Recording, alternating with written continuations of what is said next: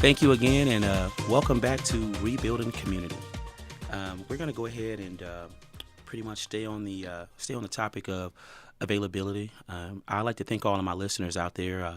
We have listeners all across the country at this point in time, from Portland, Oregon, all the way to Bastrop, Louisiana, Dallas, Texas.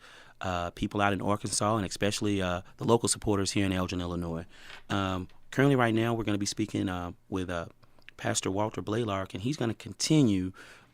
We were going to move forward, but I think the availability option that we were speaking about, or the responsibility option, what we were speaking about earlier, he wanted to go ahead and pretty much add some more information, if you will. Yeah, I often say that if you are available, just think about all the many young people that need mentors. If they can be available, just sometime 1 hour, 30 minutes a day would help, some young person to become maybe the next president, maybe the next corporate executive. We need people who's going to be available, people who have the experience, this what you're doing here now, you're being available, to speak a voice for the community and to bring issues that are vital to the community and some things that really help. It's just availability. Availability, it really helps. Thank God for, our engineer here being available. It helps. Definitely that. He's doing a great job. and when people are available, it helps. We got a photographer here. It's a blessing to have people to be available. I'll tell the people, it's not many times the money. If you can be available, that's more than money. That's really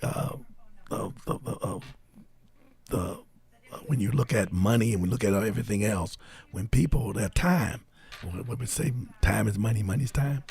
And so when people are available, it really helps to build a strong community and rebuild a community that you're talking about. Fantastic. And one of the main things that I just recognized earlier this year, when we're speaking about availability, I didn't even know I was going to actually say this, but when we're speaking about youth or even adults, if there is not a positive influence that's available, there's definitely a negative influence that's available. Absolutely right. And they're at many times as more consistent as a positive influence. Absolutely. And there's a problem there because you know what? If a kid is coming to you or if a person is coming to you and obviously they're looking at you to, whether it's advice or just to be around a different type of energy, Absolutely. we have a small window of opportunity to go ahead and bring this person in, because if not, you know what, they'll be able to go talk to an actual gang member, or they'll go be able to talk to that alcoholic that they're probably trying to get away from, or that drug dealer that's on the corner. So we definitely do want to remain as available as possible. But at this point in time, I want to thank Minister Gregory Thomas for calling in and being involved in the show. He's from Portland, Oregon. Minister Thomas, are you available? I'm here. Fantastic. How are you today? Doing well, thank you. Excellent. Now, you've been involved in ministry for quite some time. You have seen actually both sides of pretty much, how should I say, a lifestyle. At one point in time, You were heavily involved in a lot of street activity, but you were able to actually clean your life up, rebound, and get things back, and now you're a minister, and you've been doing some great things out there in Portland, Oregon. One of the main things that I wanted to talk to you about, because we've had some personal conversations in regards to leadership.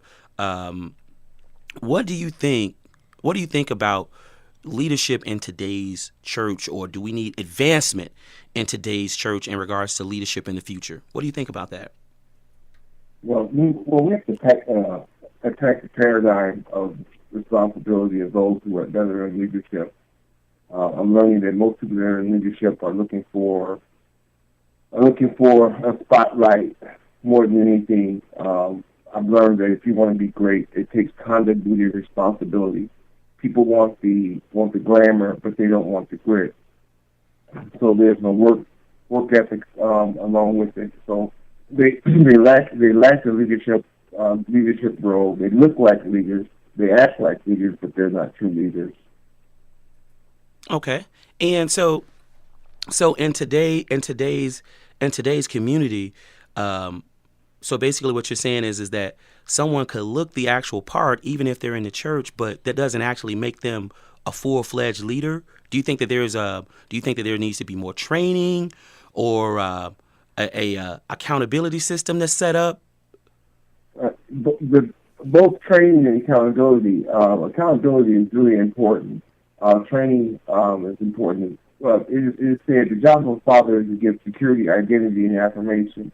And so you have all these leaders out here, what we call them illegitimate, because they don't have anyone to father them or which hold them accountable. In other words, so they have their own show, doing their own thing, and there's no one there to really guide them. So then there's that piece with accountability, then there's that piece also with the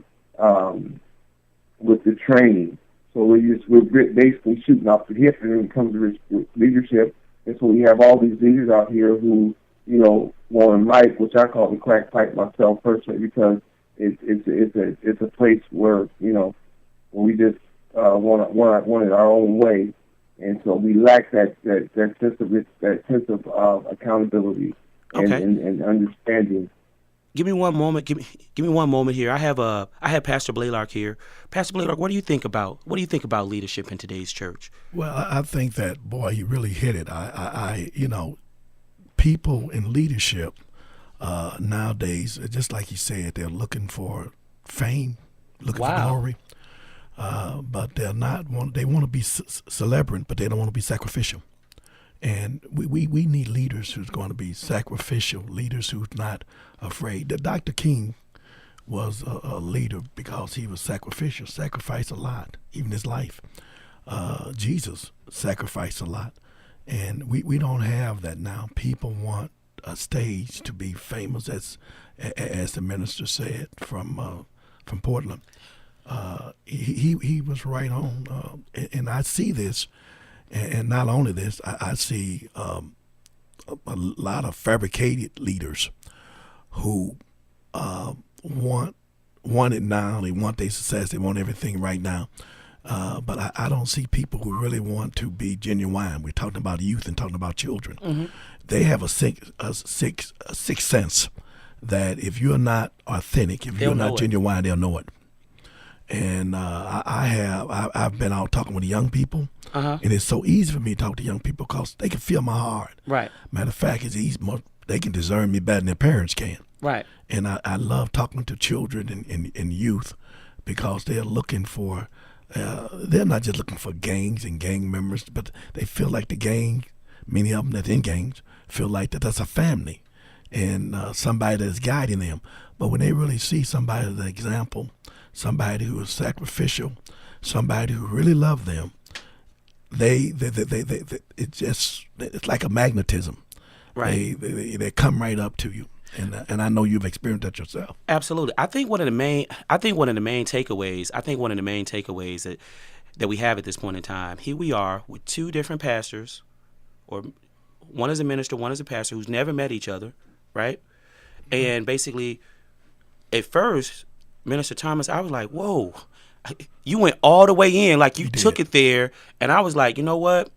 Other people on the outside of the church is feeling the same way, but now it seems as though everybody's on the same page and saying that, you know what, sometimes, you know what, there needs to be work, because I'm thinking about, we talking about leadership in a church, fame and glamour. I don't know if that really has a place there. It really doesn't.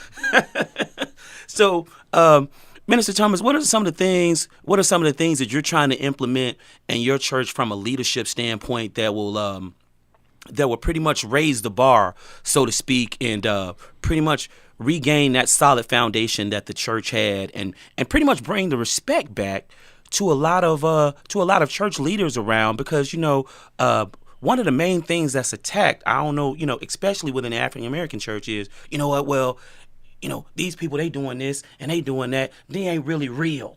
Yes. But I'm glad to say that you all are really, really real, and you're not afraid to say the truth. Mr. Thomas, what do you think about that? Minister Thomas, what do you think about that? One of the things, of course, and that is transparency. Of course, transparency was the first parent. And one of the things I've always reiterated with my church is that we have to make sure that we're very transparent. People will pick up, as Pastor said, people will pick up on you, especially our youngsters. They know a knockoff or carbon copy when they see it.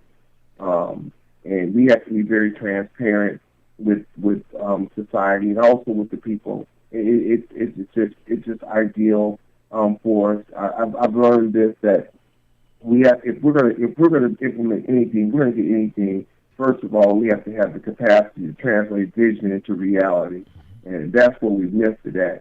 If we have a vision, but we're not able to translate it, if we can't translate the vision, then it's just a vision. People perish without vision. So if you just have a vision, it's not translated into reality, then you have done nothing. We have to translate vision into reality to get people to understand. The only way we're going to get this, especially younger people to understand anything, is that we have a vision. It tells us, right, take the vision and write it plain, make it plain. Wonderful. And you know what? There's other work to be done. Excellent. You know what, Minister Thomas?